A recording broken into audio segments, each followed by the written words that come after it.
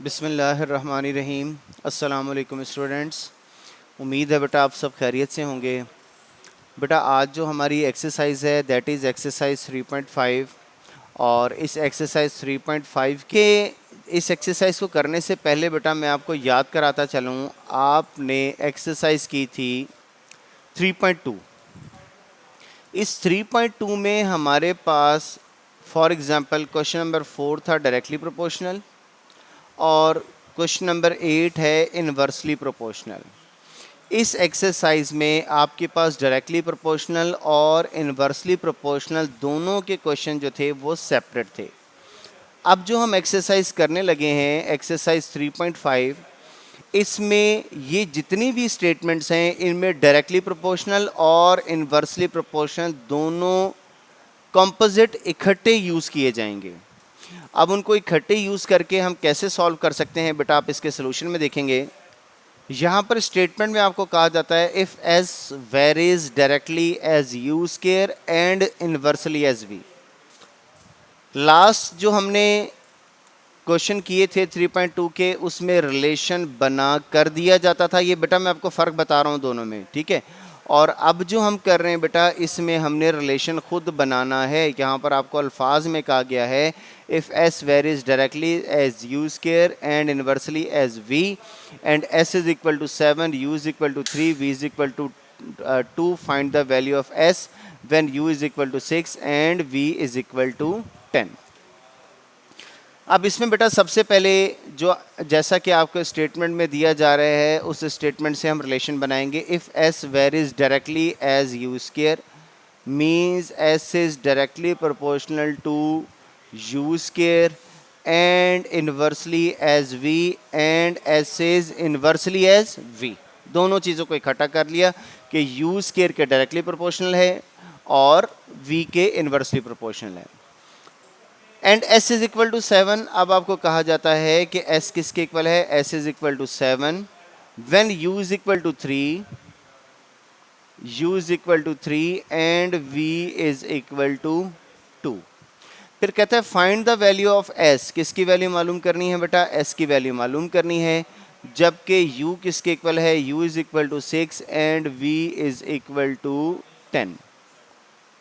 अब ये जो रिलेशन है बेटा इसके मुताबिक s is proportional to u square over v, इसे हम क्या लिखेंगे, सेम बेटा मेथड इनका क्वेश्चन सॉल्व करने का जो तरीका कार है वो सेम एज इट इज़ है जैसे हमने पहले सॉल्व किए थे।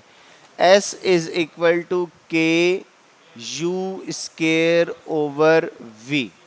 अब जो जो वैल्यूज़ हमारे पास मौजूद हैं ये वैल्यूज़ हम पुट करेंगे और k की वैल्यू मालूम करेंगे, ठीक है, जिस तरीके से पहले हमने एक्सरसाइज में किया था। फिर k की जब वैल्यू आ जाएगी इन्हीं रिलेशन को यूज़ करते हुए हम s की वैल्यू मालूम कर लेंगे। सबसे पहले बेटा हम वैल्यू मालूम करेंगे k की। s is equal to 7, k की वैल्यू हमने मालूम करनी है, u square mean 3 square, v की वैल्यू क्या है 2, 7 is equal to k multiply by 9 over 2 और 2 जो डिवाइड हो रहा है राइट हैंड साइड पर जाकर मल्टीप्लाई होगा, 2 7 जा 14 और 9 जो मल्टीप्लाई हो रहा है वो लेफ्ट हैंड साइड पर डिवाइड होगा। तो k की वैल्यू बेटा हमारे पास क्या बन गई, k is equal to 14 over 9। ये बेटा हमारे पास वैल्यू बनी k की। यही रिलेशन बेटा अब हम दोबारा यूज़ करेंगे, s is equal to k u square over v। अब s की वैल्यू बेटा हमने मालूम करनी है, k की वैल्यू 14 ओवर 9 और अब हमने बेटा u की वैल्यू यूज़ करनी है, u इज इक्वल टू 6। ये बेटा हमारे पास बन गया 6 square and v is equal to 10। s is equal to 14 over 9, 6 square is equal to 36 divided by 10, 9 1 जा 9, 9 4 जा 36, 2 5 जा 10, 2 7 जा 14 and s is equal to 28 over 5। ये मेरा बेटा s की वैल्यू बनी जो हमने मालूम करनी थी। ठीक हो गया बेटा, ये हमारे पास आ गई s की वैल्यू। अब इसके बाद बेटा ये जो क्वेश्चन नंबर 1 मैंने सॉल्व किया है, इसके बाद आपने सॉल्व करना है question number 3 and question number 5।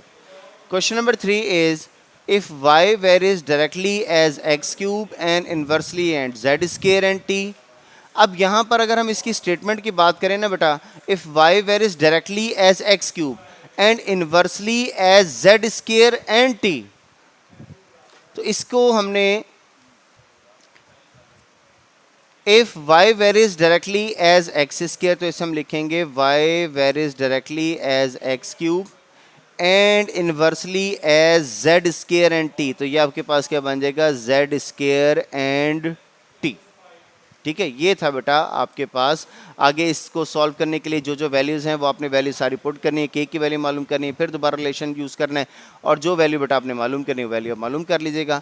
ये 3 के बाद बेटा आपने सॉल्व करना है क्वेश्चन नंबर 5, जिसमें आपको कहा जाता है if v varies directly as the product x cube y and inversely as z square, तो ये बनेगा v is proportional to x y cube divided by z square.